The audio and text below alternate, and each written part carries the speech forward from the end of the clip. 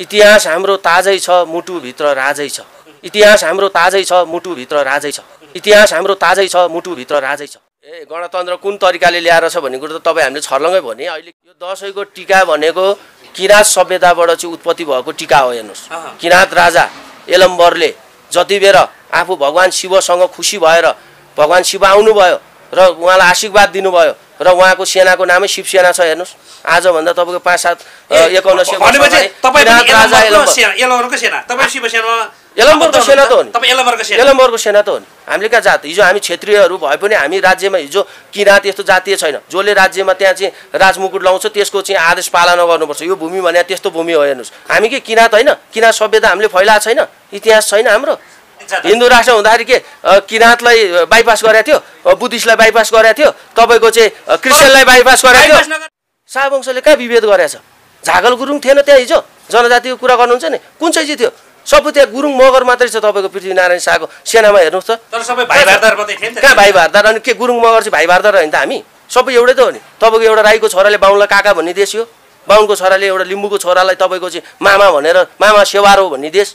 अनि यो देशमा तपाईँको हिजो राष्ट्र हुँदाको त्यो जातीय सहिष्णुताले गर्दा त आज माराकाट भन, नभए यिनीहरूले माराकाट गराउन लगाएको थिएन हामीलाई जातको नाममा विभिन्न जातहरू राख्थेर। ती सम्पूर्ण नेपाली जनता काठमाडौँमा नासो बोकेर आउँदैछन्। हेर्नुहोस्। नमस्कार आदरणीय दर्शक महानुभावहरू, अहिले देशमा राजतन्त्र प्रजातन्त्र हुँदै गणतन्त्र आइसकेको छ। यद्यपि केही नेपाली जनताहरू चाहिँ अझै पनि राजतन्त्रको वकालत गरिराख्नु भएको छ। उहाँहरूले भने जस्तो राजावादी भन्नुभएको छ, तर राजावादी हुँदैन, राजतन्त्र चाहिँ भन्ने गरिन्छ। यद्यपि उहाँहरू किन राजतन्त्र चाहनुहुन्छ, किन राजा चाहनुहुन्छ? के साँच्चै राजतन्त्र आउने हो? उहाँहरूको भित्री आन्दोलन के छ? यो विषयमा कुराकानी गर्नको निमित्त आज किरणवीर प्रताप खड्का हामीसँग हुनुहुन्छ। उहाँ चाहिँ शिवसेना नेपालको कार्य सम्पादन समिति अभियानको सक्रिय सदस्य पनि हुनुहुन्छ। उहाँलाई म स्वागत गर्न चाहन्छु। स्वागत छ। हजुर, जय शम्भु, धन्यवाद। तपाईहरू राजतन्त्र चाहनुहुन्छ? हजुर, हामी मात्र होइन कि सम्पूर्ण नेपाली जनता र यो भूगोलले नै राज संस्था चाहन्छ। तपाईँको तन्त्र भन्नुभन्दा सम्पूर्ण भन्नाले कसलाई भन्नु खोज्नु भएको यहाँले? सम्पूर्ण भन्नाले पूर्व मेचीदेखि पश्चिम महाकालीसम्म र रहेका नेपाल यहाँले भन्नु खोज्नु भएको 3 करोड नेपाली भन्नु खोज्नु भएको? 3 करोड नेपाली जनताले नै राज संस्था चाहन्छन्।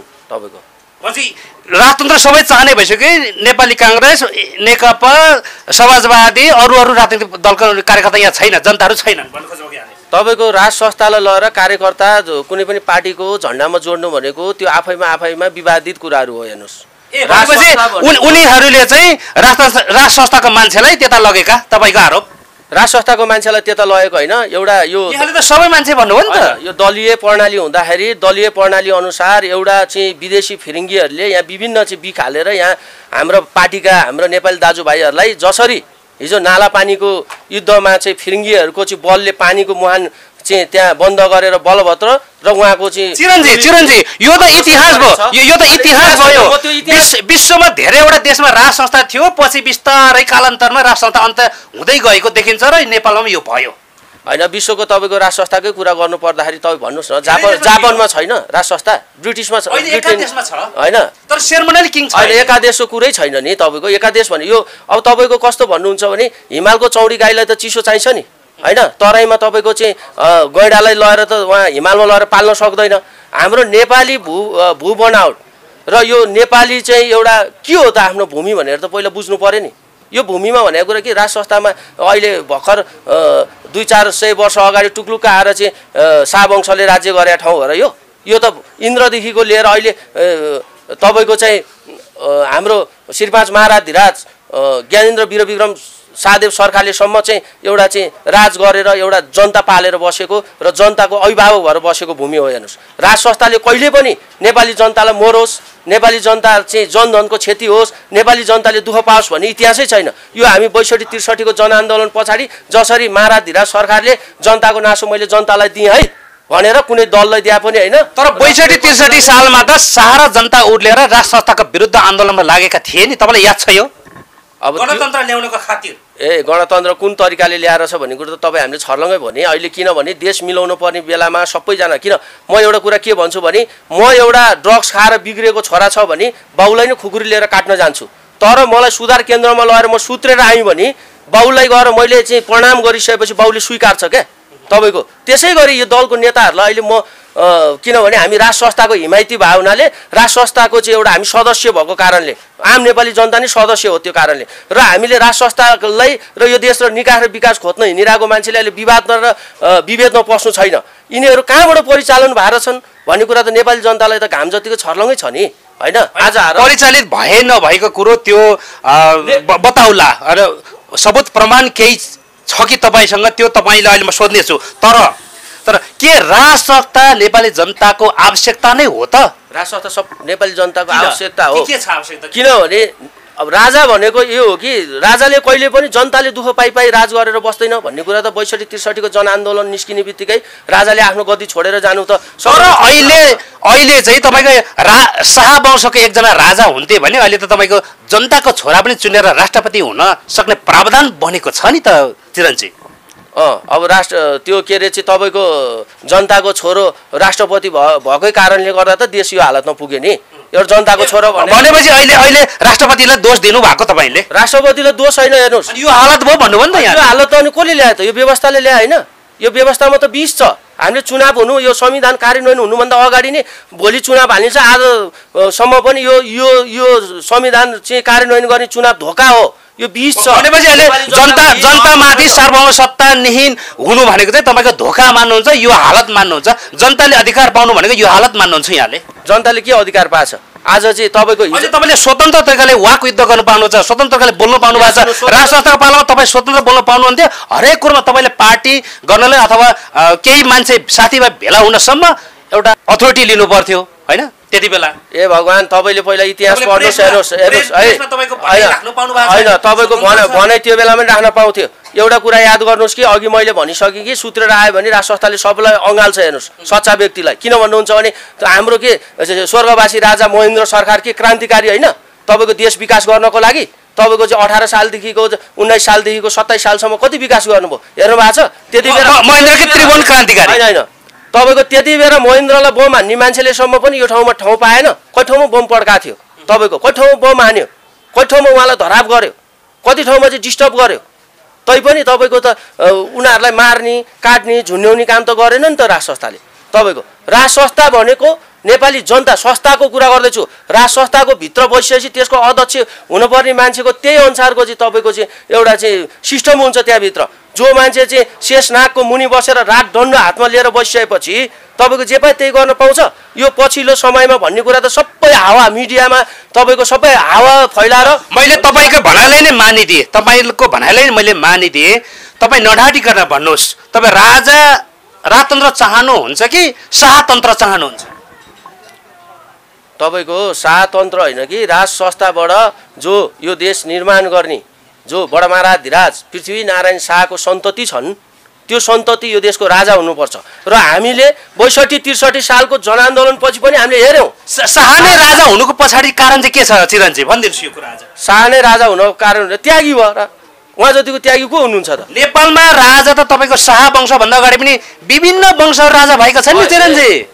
ती विभिन्न वंशहरूलाई चाहिँ तपाईँको चाहिँ ती वंशहरूलाई पनि समेटेर राज संस्थाले हेर्नुहोस् आज के राज संस्थाले चाहेको भइदिए यो देशलाई गोर्खा देश भनेर के गोर्खा राज्य भनेर राख्न सक्थ्यो होला होइन? नेपाल भनेर किन राखे त? वैदिक परम्परा अनुसार छिर्या भएर नेपाल भनेर राखे यो देशको नाम। किनभने यो देशको नाम पहिला पनि सुनकोसीको शिरदेखिको त्रिशुलीको तिरसम्मको भूभाग भनेको सत्ययुगदेखिको आफ्नै नाम छ। यो कलियुगको नाम हो नेपाल। किन छिरे त?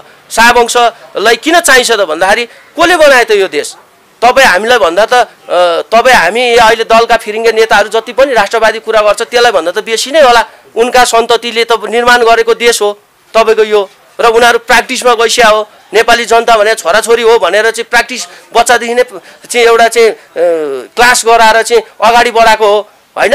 त्यो कारणले गर्दाखेरि राज संस्था तपाईँको चाहिँ नभए भने यो नेपालै रहँदैन। हेर्नुहोस् होइन, अब शाहवंशीय राज संस्थाको इतिहासहरू छ। हेर्नुहोस् तपाईँहरू राजतन्त्रको नाममा शाहतन्त्र चाहनुहुन्छ? शाहतन्त्र होइन, यो तपाईँको सम्पूर्ण नेपाली जनताले चाहने चिज हो। किनभने उहाँ पृथ्वीनारायण शाहको चाहिँ एउटा रगत हो।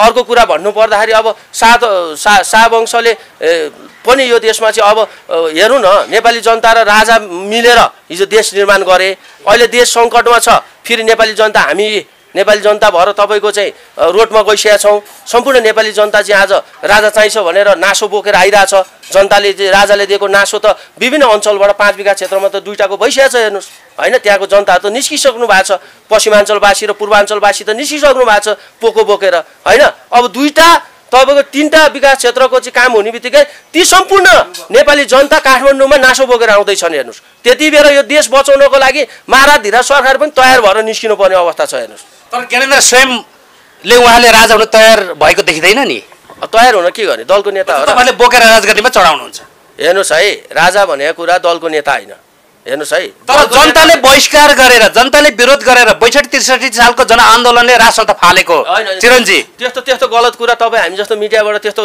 ल्याउन नि हुन्न नि यस्तो कुरा झिक्न कसरी गलत भन्नुहुन्छ 62-63 सालको आन्दोलन गलत त्यो तपाईँको सम्झौता थियो र 12 बुद्धेमा कहाँनिर थियो ल ल्याएर देखाउनु न तपाईँ जनआन्दोलनले फ्याकेको त सही हो नि होइन त्यो राजा फाल्ने भनेर गरेको थिएन तपाईँको गणतन्त्रको लागि किनभने जङ्गलमा सधैँभरि चाहिँ तपाईँको चाहिँ जङ्गलमा तपाईँको चाहिँ बसेर नेपाली जनतालाई थर्काउने एउटा शिक्षाको लहरा काट्ने अर्कोको घर घर लुट्ने सारा संसार भइसकेपछि माओवादी जनयुद्धको डरले राजा संस्था छोडेर भागेका हुन् होइन राजा त्यो संस्था छोडेर भागे होइन त्यो गरेर भएको जो स्वाभिमानी नेपालीहरूलाई त तपाईँको स्वाभिमानी के हिजो जागिरीहरूलाई पनि त जागिरबाट आउने भए आइज नभए मारिदिन्छु भनेको थियो नि त जो स्वाभिमानी थियो देशको लागि लड्ने मान्छेहरू त धेरै मार्दै पनि यिनीहरूले बुझ्नुभयो देशको लागि यस्तो धम्की हामी किन धम्की आउने हामी नेपाली माटोबाट चल्या मान्छेलाई किन धम्की आउने होइन राजतन्त्रवादी भन्दैमा धम्की आउनु पर्ने कुरा छैन नि त राजतन्त्रवादी होइन हामी त राज संस्थावादी हो राजा चाहिन्छ यो देशलाई र यो हाम्रो देशको भाषा भेषा तपाईँको चाहिँ हरेक यो हाम्रो देशमा भएको स्वाभिमान यो सबै कायम गर्नको लागि राज संस्थाले मात्रै सक्छ 4 जात 36 वर्णको साझा फुलबारी हो हेर्नुहोस् यहाँ जात भन्नाले फेरि यो ब्राह्मण क्षेत्री यो भने होइन जो पनि जे आज म एउटा वैश्यको छोरो छु भने मैले क्षेत्र र यति बेला यो देश बचाउने अवस्थामा म तरबार लिएर चाहिँ यी फिरिङ्गी दलालमाथि म जाइ लाग्न सक्छु भने म क्षेत्री हो हेर्नुहोस् एउटा व्यक्तिले 4वटा काम गर्छ बिहान उठेर यो कुरा बुझ्न जरुरी छ त्यो वैदिक सनातनबाट हामी आएको मान्छे बिहान उठ्छौँ हामी टोयलेट जान्छौँ दिशा पिसाब गर्छौँ आफ्नो दिशा आफैले वैदिक सनातन भन्ने बित्तिकै तपाईँ धर्म सापेक्षतिर जानु भने चिरञ्जी धर्मनिरपेक्ष भने के हो धर्म सापेक्ष चाहनुहुन्छ धर्म चाहिएन हरेक देशमा कतिवटा क्रिस्चियन राष्ट्र छ हिन्दूको मात्रै देश हो हिन्दूको मात्रै होइन हिन्दू भने त एउटा सम्प्रदाय हो यो वैदिक सनातन धर्म ए भगवान धर्म भने हिन्दू भने के हो यसको विषयमा हिन्दू किन राखियो यसको कुरामा डिबेट गर्दाखेरि 4 दिन लाग्छ हेर्नुहोस् अहिले तपाईँको आधा घण्टाको प्रोग्राममा मैले यो कुरा सबै भन्न सक्दिनँ मोटामोटी भन्नु पर्दाखेरि तपाईँको हाम्रो वैदिक सनातन धर्म भनेको हामी बिहान उठेर टोयलेट जान्छौँ आफ्नो दिशा आफैले धुन्छौँ हामी त्यति बेला सूत्र भयौँ अनि टोयलेट जानु पनि धर्म भयो तपाईँको विचार भयो तपाईँको भनाइलाई सुन्नुहोस् पुरा कुरा सुन्नुहोस् पहिला है बिहान गएर चाहिँ तपाईँको चाहिँ टोयलेट जान्छौँ हात अब आफ्नो दिशा आफैले धुन्छौँ हामी सूत्र भयो त्यो धर्म होइन चिरञ्जी कर्म हो त्यो कर्म भने ए भगवान यहाँ सुन्नुहोस् न यहाँ जातीय कुरा यहाँ हरेक कुरा म जोड्दैछु सुन्नुहोस् पहिला सुन्न त सुन्नुहोस् त्यसपछि तपाईँ नुहाइ धुवाइ गरेर तपाईँ टिका लाएर देउतालाई पूजा गरेर घन्टी बजाउनुहुन्छ त्यति बेला तपाईँ ब्राह्मण हुनुभयो र तपाईँ जब तपाईँ हाम्रो घर परिवार भइसक्यो त कमाएर ल्याउनु पर्यो हेर्नुहोस् आफूले हामी त स्वाभिमानी नेपाली हो आफूले कमाएर ल्याउनु पर्यो त्यति बेला हामीले वैश्यको काम गऱ्यौँ र बेलुका आफ्नो स्वास्नी छोरी बाउ आमा को छ घरमा त्यसको रक्षा त तपाईँ हामीले नगरे त पल्लो घरको छिमेकीले आएर त गरिदिँदैन तपाईँको भनाइलाई मान्ने हो भने अझै पनि छुवाछुत हुनुपर्छ छुवाछुतको त हामी तपाईँको भाषणमा मात्रै होइन क्या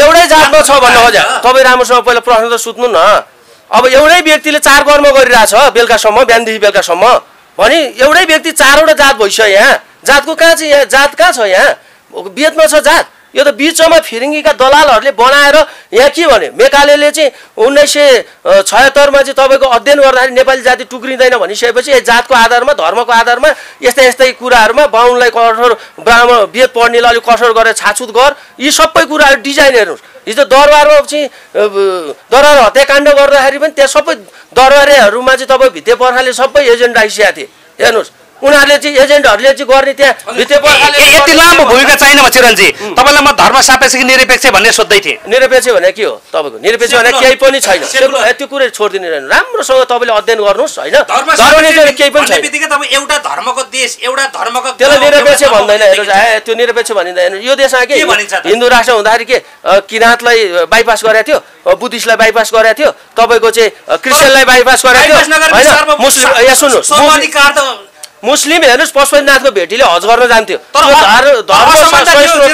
असमानता थियो त्यहाँनिर हिजोको दिनमा असमानता थिएन त्यो सबै त्यो दसैँ बिदामा 15 दिन दसैँको बिदा 15 दिन दिन्थ्यो हिन्दूको भने किराँतको एक दिन तपाईँको उधौली उभेको दिन एक दिनमै बिदा दिँदैन थियो तपाईँलाई याद छ त्यो असमानता थियो समानता हुनु पर्यो नि त धर्म निरपेक्ष भनेको समानता हो धर्म निरपेक्ष भने समानता हुँदैन होइन धर्म निरपेक्ष 15 दिन बिदा दिँदैन दसैँमा तपाईँको एक महिनाको तलब भत्ता दिन्छ कर्मचारीलाई 15 दिन छुट्टी दिन्छ अनेक सेवा सुविधा दिन्छ तोप पड्काइन्छ तर बुद्धिस्टहरूको बुद्ध पूर्णिमामा यो गरिँदैन त्यसलाई भन्छ असमानता तपाईँको असमानता होइन तपाईँको दसैँ भन्ने शब्द होइन तपाईँको दसैँ भन्ने शब्द कहाँबाट आयो भन्ने कुराको तपाईँले एउटा ज्ञान लिनु पर्यो यो दसैँको टीका भनेको किराँत सभ्यताबाट चाहिँ उत्पत्ति भएको टीका हो हेर्नुहोस् किराँत राजा यलम्बरले जति बेर आफू भगवान् शिवसँग खुसी भएर भगवान् शिव आउनुभयो र उहाँलाई आशीर्वाद दिनुभयो र उहाँको सेनाको नामै शिवसेना छ हेर्नुहोस् आजभन्दा तपाईँको 5-7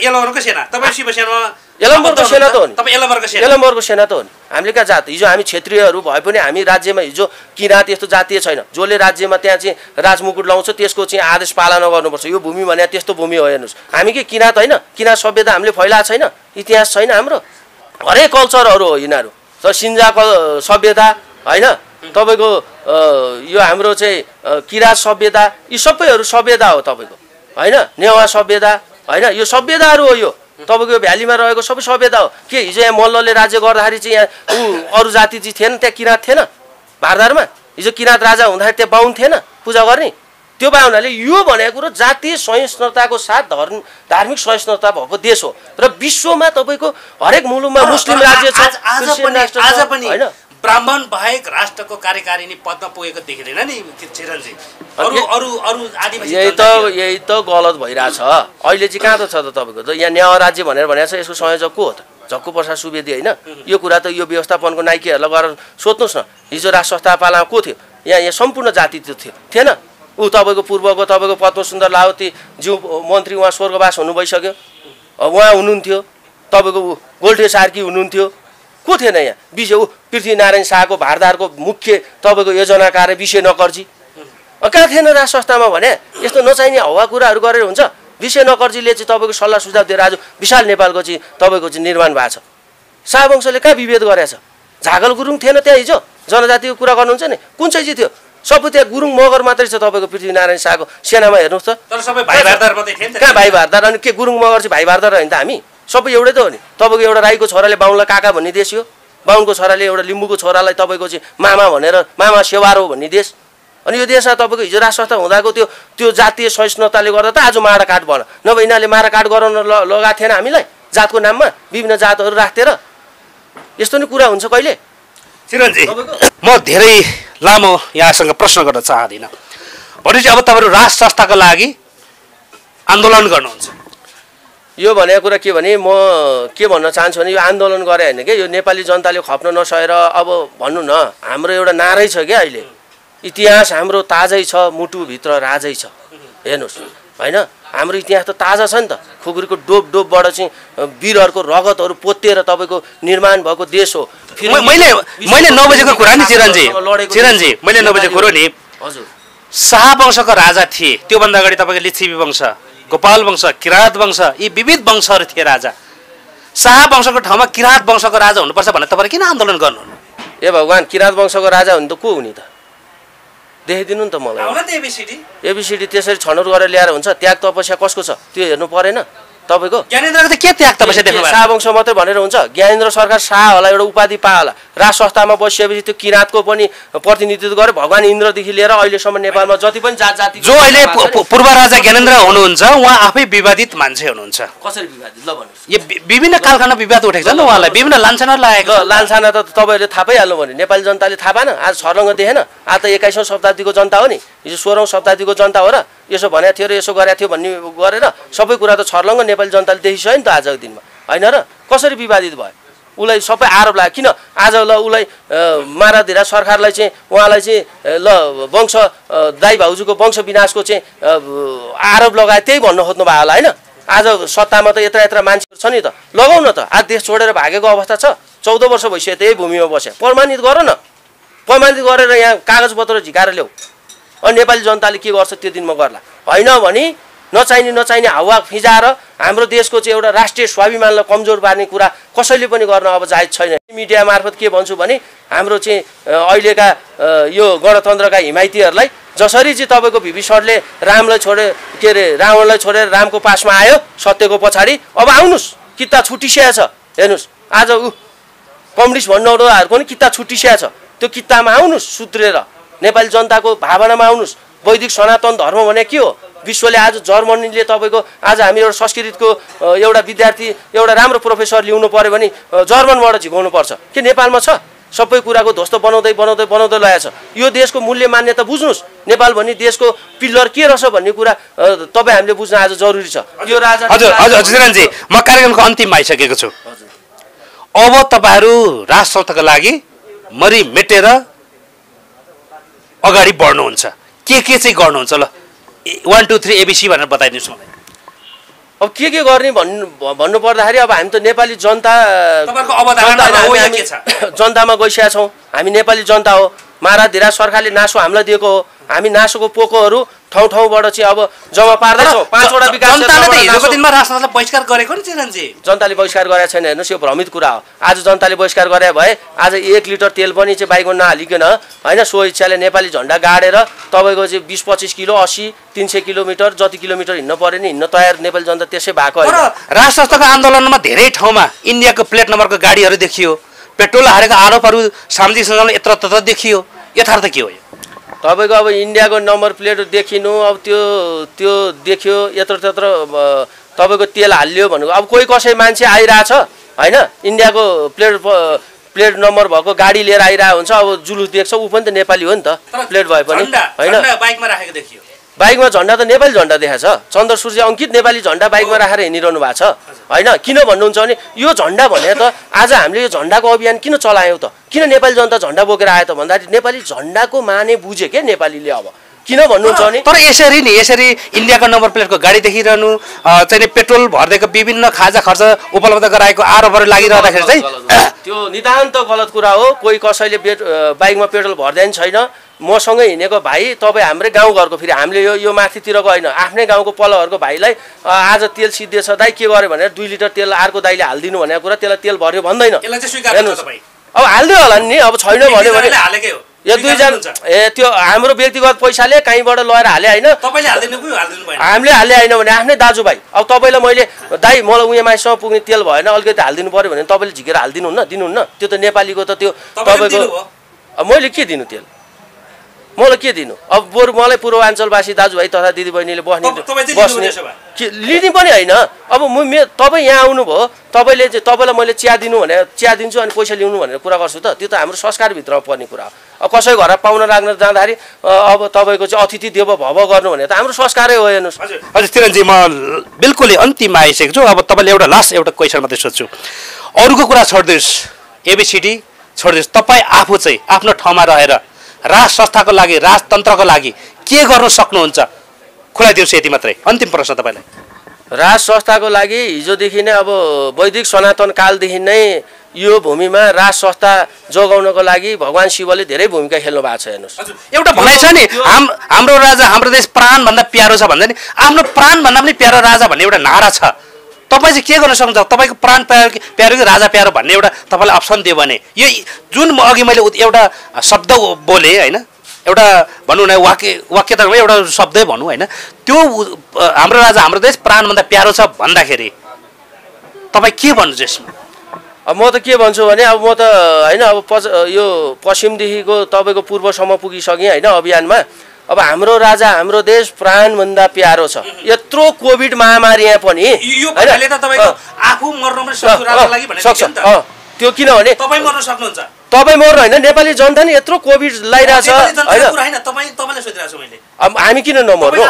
राजाको लागि मर्न सक्नु किन? भावी सन्ततिले त निकाह र विकास पाउनु पर्यो नि होइन, त्यसको लागि त मर्नु पर्यो नि। भोलि हामीले तपाईँ आज सिक्किममा जानुहोस् त, सिक्किमे जनताले के भन्छ, लेन्डुप दोर्जेलाई के भन्छ, आज थुकिदिन्छ।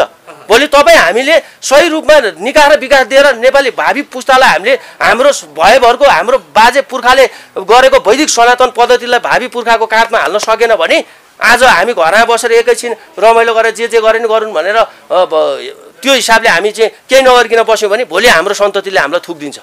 हेर्नुहोस्, 11 जना व्यक्तिले चाहिँ तपाईँको चाहिँ धर्मनिरपेक्ष गर्दैमा यो देशमा धर्मनिरपेक्ष हुने राष्ट्र संस्था हट्ने त होइन नि त। यो फिरिङ्गीका दलालहरूले धर्मनिरपेक्ष गर्यो भनेर हाम्रो देशको पहिचान होइन वैदिक सनातन धर्म।